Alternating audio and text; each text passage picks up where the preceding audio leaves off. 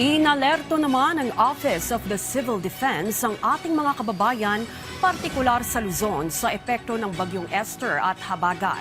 Kabilang sa mga ibinabala ng ahensya ay ang malalakas at tuloy-tuloy na pag-ulan na maaaring magdulot ng pinsala sa mga istruktura at mga pananim.